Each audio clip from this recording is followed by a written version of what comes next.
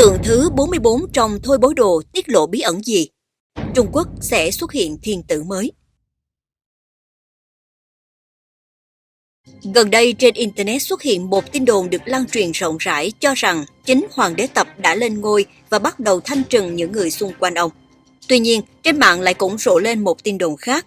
Người ta nói rằng Trung Quốc sắp có thiên tử mới, mà tượng thứ 44 của Thôi Bối Đồ đã nói rất rõ ràng rằng Hoàng đế Tập sẽ không thể ngồi vững trên ngai vàng, dù có sự việc thanh trừng hay không cũng không quan trọng.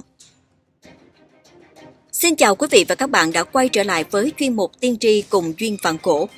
Vào thời cổ đại, từ hoàng đế cho đến dân chúng đều tin rằng mọi việc xảy ra đều là thiên ý, đã được an bài từ trước. Cho nên, với những người tu luyện có thể nhìn thấu vị lai hay quá khứ cũng là việc hoàn toàn có thể lý giải. Thôi Bối Đồ được coi là cuốn sách tiên tri đầu tiên của Trung Quốc do Lý Thuần Phong và Viên Thiên Cang biên soạn. Tương truyền rằng tác giả của cuốn Thiên Cổ Dự Ngôn này đều là những người chân tu trong đạo gia, ẩn mình trong chức quan nhỏ bé ở triều đình giống như Lão Tử.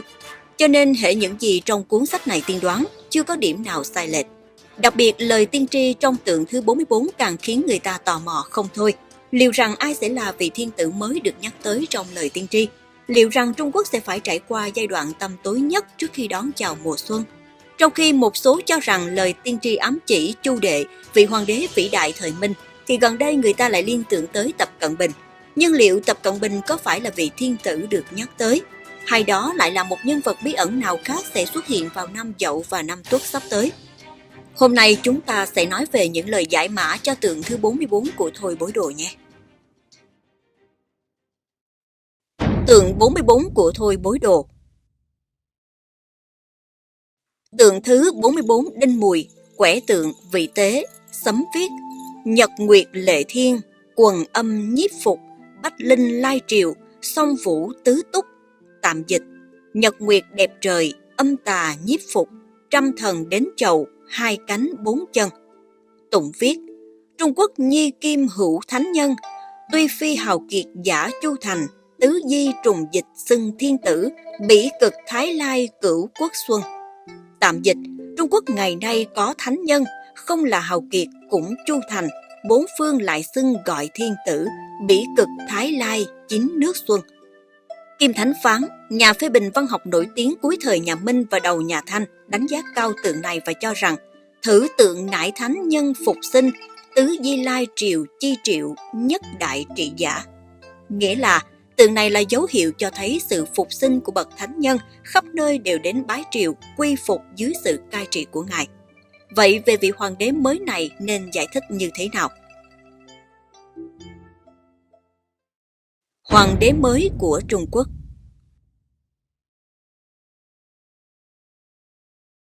Trước tiên chúng ta hãy xem câu đầu tiên: Nhật nguyệt lệ thiên, quần âm nhiếp phục. Một số người thông thạo kinh dịch cho rằng quẻ tượng 44 của Thôi Bối Đồ là vị tế, ly hỏa ở trên và khảm thủy ở dưới, chữ ly thông chữ lệ, có nghĩa là vì có chỗ nương dựa mà rực rỡ. Bộ sách kinh điển Thoáng giải thích kinh dịch cổ xưa đã viết như sau: Ly lệ giả, nhật nguyệt lệ hồ thiên, bách cốc thảo mộc lệ hồ thổ, trọng minh dĩ lệ hồ chính, nải hóa thành thiên hạ. Câu này có ý nghĩa là mặt trời và mặt trăng nương nhờ bầu trời, khiến cho bầu trời sáng đẹp, cỏ cây gắn liền với đất mà làm cho trái đất trở nên mỹ lệ, và ánh sáng gắn với chính đạo, nên làm cho chính đạo hiển lộ rõ ràng. Nếu tuân theo quy tắc này mà hành sự thì có thể giáo hóa bách tính thiên hạ. Như vậy từ đây có thể thấy Nhật nguyệt lệ thiên hẳn là chỉ vị thiên tử mới sẽ theo con đường chính đạo và uy nghiêm mà khiến thiên hạ chấn động. Vì vậy, quần âm nhiếp phục nghĩa là những kẻ tiểu nhân phải khuất phục vì sợ hãi. Từ quần âm có thể hiểu là những kẻ tiểu nhân lén lút làm việc xấu. Từ nhiếp phục trong từ điển có nghĩa là khuất phục vì sợ hãi. Vậy câu bách linh lai triều, song vũ tứ túc chúng ta nên hiểu như thế nào? Trong từ điển nói rằng bách linh có thể được hiểu là bách linh điểu, chim sơn ca hoặc là các vị thần linh khác. Đại thi hào Lý Bạch từng viết trong bia ký Kim chủ thượng minh thánh, hoài ư bách linh, trong Thiên Trường Tiết Sử Ngạc Châu Thứ Sử vi công đức chính bia. Có nghĩa là ngày nay quân chủ thánh minh lòng nhớ trăm thần linh. Lưu Bá Ôn, bậc khai quốc công thần của nhà Minh cũng viết một bài thơ như vậy: Quân bất kiến, thiên mục chi sơn nhị thiên nhận, thiên đế sở dĩ ký bách linh trong quân thiên nhạc. Có nghĩa là anh chẳng thấy núi thiên mục cao 2.000 nhận, thiên đế dùng để trông ngóng trăm thần linh. Từ góc độ này mà nói, vị thiên tử mới này thực sự là đáng kinh ngạc, ngay cả các vị thần linh cũng tới triều bái. Vậy thì song phủ tứ túc này có phải là thiên mã của các thần linh không? Còn thiên mã chẳng phải có một đôi cánh và 4 chân sao? Đó chẳng phải là song phủ tứ túc sao?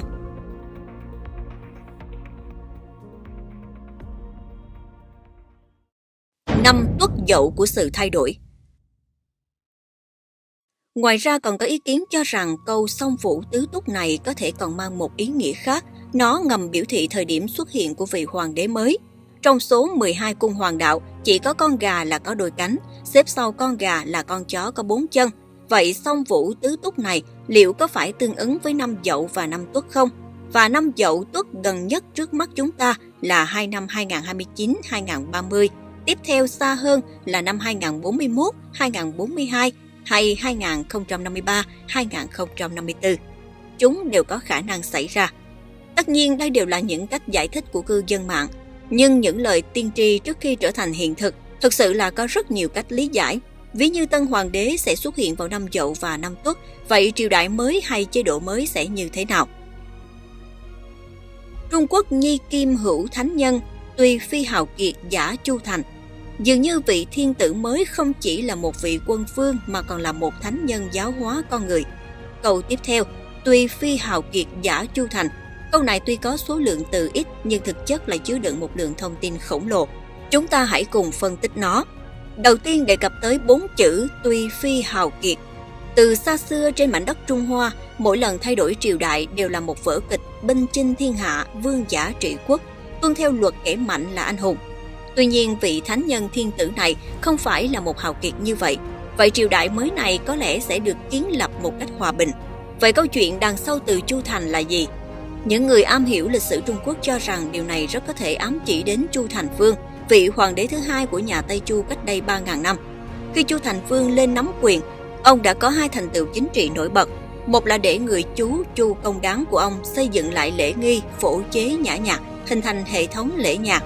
Vào thời cổ đại, con người rất coi trọng lễ và nhạc, bởi vì thực tế là lễ thiết lập trật tự xã hội, còn nhạc bao gồm cả vũ đạo và âm nhạc, không chỉ là một hoạt động giải trí, mà là một phương thức cơ bản để người cổ đại giao tiếp với thần linh và giao tiếp với nhau trong nhiều tình huống xã hội khác nhau. Nếu hệ thống lễ nhạc được thiết lập thì xã hội về cơ bản sẽ ổn định. Một thành tựu lớn khác của Chu Thành Vương là phân đất phong chư hầu, tổng cộng phong 71 nước chư hầu và thực hiện quản lý phân tán. Theo khái niệm ngày nay thì đó là một chế độ quân chủ liên bang. Dưới thời Chu Thành Vương và con trai Chu Khang Vương, dân chúng sống hòa thuận, thiên hạ thái bình. Tương truyền thời đó có hơn 40 năm không sử dụng đến luật hình. Trong lịch sử nó được gọi là Thành Khang chi trị, thời Thái Bình thịnh trị Thành Khang. Từ những phân tích ở trên, vị hoàng đế mới sẽ lên nắm quyền một cách hòa bình, thành lập một nhà nước liên bang được quản lý phân tán, thiết lập lại trật tự xã hội và dùng chính đạo để giáo dục lòng dân. Lúc đó thiên hạ sẽ thái bình và xuất hiện cảnh tượng ca múa mừng thái bình. 2 câu cuối cùng của lời tiên tri dường như xác nhận suy luận này.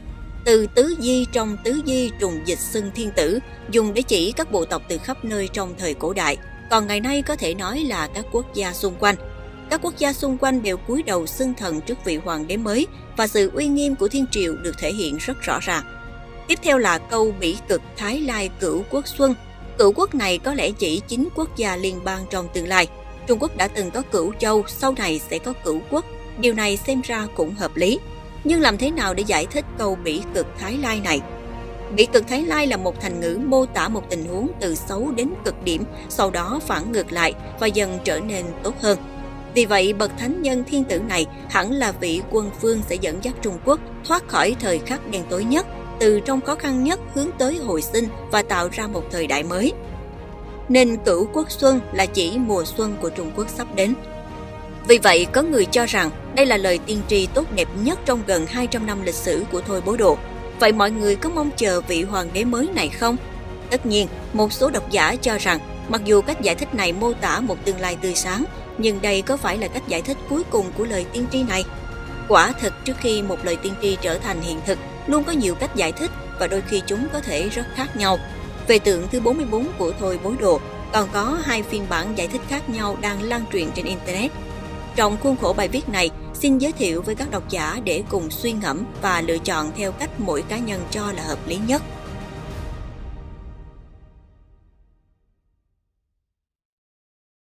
Cách giải thích thứ 2, Vĩnh Lạc Đại Đế. Trước năm 2012, một trong những cách giải thích phổ biến nhất là chỉ Minh Thành Tổ Chu Đệ, người sáng lập nhà Minh. Chúng ta thấy ngay câu đầu tiên, Nhật Nguyệt Lệ Thiên, 2 chữ Nhật Nguyệt đi cùng nhau, không phải tạo thành từ Minh sao? Điều này phù hợp với phong cách nhất quán của Thôi Bối Đồ, sử dụng các câu đố chữ đơn giản để chỉ ra các mốc thời gian hoặc tên của các nhân vật quan trọng. Ngoài ra, trước khi đăng cơ hoàng đế, Chu Đệ đã được phong là Yên Vương. Sau này khi trở thành hoàng đế, ông đã dời đô từ Nam Kinh đến Yên Kinh, nay là Bắc Kinh. Chữ Yên có hình tượng một đôi cánh, 4 chấm nhỏ ở phía dưới trông giống như 4 cái chân, nó trông rất hình tượng, chẳng đúng là chỉ song vũ tứ túc sao? Tuy nhiên, có bạn có thể hỏi tượng thứ 36 trong Thôi Bối Đồ nói về từ Hy Thái Hậu nhà Thanh, vậy tượng thứ 44 sao lại liên quan đến thời nhà Minh nữa? Trên thực tế, vì Thôi Bối Đồ đã tiên tri vận mệnh đất nước quá chính xác và nó đã khiến cho người cầm quyền đương thời lo sợ. Tương truyền vì thế người ta đã xáo trộn thứ tự Thôi Bối Đồ. Do đó, khó có thể nói bài thơ nào tiên đoán sự kiện của triều đại nào. Nếu nói tượng thứ 44 đề cập tới thời nhà Minh, cũng không phải là không thể. Hơn nữa, có thể nói Chu Đệ là vị hoàng đế có thành tựu nhất của triều Minh. Ông đã khai sáng nên vương triều Vĩnh Lạc thịnh thế huy hoàng nhất của nhà Minh. Vĩnh Lạc là niên hiệu của Chu Đệ và ông còn được gọi là Đại Đế Vĩnh Lạc. Thời đó nhà Minh tráng lệ, dân chúng sung túc an khang, Chu Đệ muốn chia sẻ bí quyết hạnh phúc và hy vọng cùng bách tính thiên hạ hưởng phúc thái bình, nên đã phái Trịnh Hòa sang phương Tây để mở ra con đường tơ lụa trên biển. Trần Thành đi xứ Tây Vực mở lại con đường tơ lụa trên đất liền, đồng thời ông chinh phục Mông Cổ ở phía Bắc, Bình Định An Nam ở phía Nam để mở rộng lãnh thổ. Khi đó nhà Minh có quan hệ chặt chẽ với nhiều nước trên thế giới, với phạm vi rộng hơn bất kỳ triều đại nào trước đó. Trong Minh Sử kể rằng, dưới sự cai trị của Minh Thành Tổ, uy đức Hà Bị, tứ phương tân phục, phúc viên chi quảng, viễn mại Hán Đường. Ý nghĩa là uy đức vĩ đại đến mức khắp nơi trên thế giới đều bị thuyết phục và mức độ rộng lớn vượt xa thời nhà Hán và nhà Đường. Điều này có lẽ phù hợp với những gì được nói trong bài thơ tiên tri về tứ di trùng dịch xưng thiên tử. Nhưng có người lại nói rằng tuy đất nước thịnh vượng vào thời Vĩnh Lạc, nhưng ngai vàng của Chu Đệ lại là do tranh đoạt từ cháu trai Kiến Văn Đế, nên có phần nào đó danh không chính, ngôn không thuận. Cho nên để duy trì sự ổn định sẽ không thể thiếu trấn áp và sát hại. Nếu nhìn vào sử sách cũng nhận xét khách quan rằng ông đã từng làm điều ngang ngược, những lỗi lầm của ông là không thể che đậy được. Nên tuy là thiên tử, nhưng liệu ông có xứng đáng với danh hiệu thánh nhân? Bên cạnh đó, lời tiên tri còn nói rằng bậc thiên tử sẽ dẫn dắt Trung Quốc bỉ cực Thái Lai. Có thể nói ông là người có sức mạnh xoay chuyển càn khôn. Thiên hạ nhà Minh là do phụ thân của Chu Đệ là Chu Nguyên Chương chinh phục. Chu Đệ chỉ là một vị hoàng đế của thời hòa bình, dường như không có dũng khí như vậy.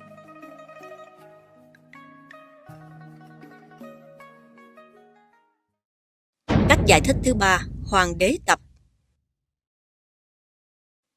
Tới năm 2012 và ngày tận thế được nhắc đến từ lâu vẫn chưa xảy ra. Tuy nhiên một sự kiện lớn đã xảy ra ở Trung Quốc, đó là ông Tập Cận Bình lên nắm quyền. Ngày sau đó chiến dịch đã hổ diệt ruồi khiến lòng dân vui mừng. Một năm sau, không biết có phải lấy cảm hứng từ kinh nghiệm của Hoàng đế Vĩnh Lạc 600 năm trước, ông Tập cũng quyết định khởi động lại con đường tơ lụa.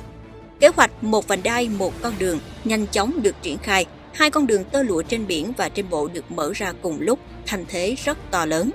Lúc này có người chợt phát hiện trên đầu chữ Tập có hình vũ, chẳng có lẽ là vũ trong song vũ tứ túc ở tượng thứ 44. Hơn nữa, vì lý do lịch sử, ông Tập Cận Bình không có trình độ học vấn cao, không có công trên chiến trường, nhưng vẫn trở thành chủ tịch nước. Đây chẳng phải là tùy phi hào kiệt giả Chu Thành sao? Những người quan tâm đã tìm hiểu sâu hơn và phân tích rằng nếu nhìn vào 2 nhà lãnh đạo trước ông Tập Cận Bình là ông Hồ Cẩm Đào và Ôn Gia Bảo, họ được gọi tắt là Hồ Ôn. Ký tự tiếng Trung Hồ có một nửa là nguyệt và chữ giản thể Ôn trong tiếng Trung có chữ nhật trên đỉnh đầu. Tiếp theo chúng ta hãy cùng xem Tập phu nhân là ai. Bành Lệ Viên, ở giữa tên bà có chữ Lệ, tất cả hợp lại chẳng phải là Nhật Nguyệt Lệ Thiên sao? Phải chăng ông Tập Cận Bình chính là vị thánh nhân thiên tử trong lời tiên tri, được cho là sẽ dẫn dắt Trung Quốc thoát khỏi mùa đông lạnh giá và hướng tới mùa xuân? Năm 2015, cuộc gặp tập mã giữa ông Tập Cận Bình và ông Mã Anh Cửu đã đẩy sự kỳ vọng của mọi người lên đến đỉnh điểm. Vào ngày 7 tháng 11 năm đó, Tổng thống Đài Loan Mã Anh Cửu và ông Tập Cận Bình đã gặp nhau tại Singapore. Dù giữa họ chỉ có vài câu nói vui vẻ, không có đối thoại thực chất, không có tuyên bố chung, nhưng đây vẫn được coi là bước đột phá lịch sử. Bởi đây là cuộc gặp đầu tiên giữa lãnh đạo cấp cao hai bờ eo biển Đài Loan kể từ năm 1949.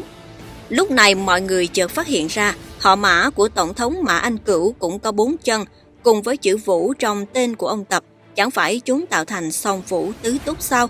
Lẽ nào thánh nhân thiên tử thực sự là ông Tập Cận Bình, và việc hai bờ eo biển Đài Loan thống nhất, sự trỗi dậy của Trung Quốc sẽ sớm thành hiện thực?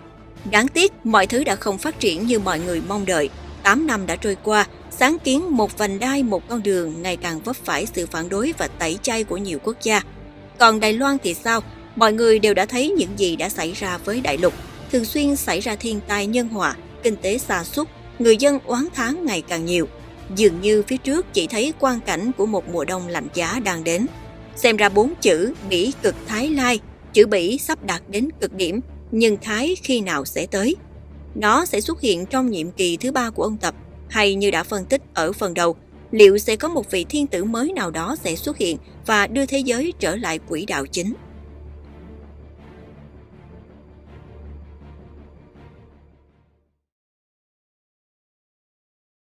Thế giới này chính là có những điều tuy là bạn chưa thấy, nhưng không có nghĩa là nó không tồn tại. Có đúng thì có sai, có chính thì có tà, có ma quỷ thì cũng có thần Phật. Thiện ác hữu báo chính là quy tắc tồn tại của sinh mệnh. Trong thời kỳ đặc biệt của lịch sử này, Viên Vạn Cổ luôn mong quý khán thính giả có thể ôm giữ một đức tin chân chính, một trái tim thiện lương và một tấm lòng nhẫn nại. Bởi vì cho đến cuối cùng, gìn giữ chuẩn mực đạo đức mà thần đã khai sáng mới có thể được thần bảo hộ cho sự vĩnh hằng của mỗi từng sinh mệnh chúng ta. Và trên thế giới hiện nay đã có một môn khí công tính mệnh song tu thượng thừa của Phật gia theo nguyên lý chân thiện nhẫn, giúp cho người tập luyện có thể giữ gìn chuẩn mực đạo đức và nâng cao tố chất thân thể. Môn tu luyện đầu tiên được hồng truyền vào năm 1992, qua hơn 30 năm, người truyền người, tâm truyền tâm. Pháp môn này đã truyền rộng ra hơn 100 quốc gia và vùng lãnh thổ, mang lại lợi ích cho hàng trăm triệu người. Các học viên đến từ khắp nơi, đủ mọi tầng lớp xã hội. Họ hành xử theo pháp lý, tự ước thúc bản thân theo tiêu chuẩn đạo đức cao thượng, luôn có một sức khỏe tốt, nội tâm an hòa và hoàn toàn miễn phí. Đường link hướng dẫn tập luyện chúng tôi đã chia sẻ phía trên màn hình. Nếu quý vị quan tâm, xin mời truy cập để tìm hiểu. Xin cảm ơn và hẹn gặp lại trong các video tiếp theo.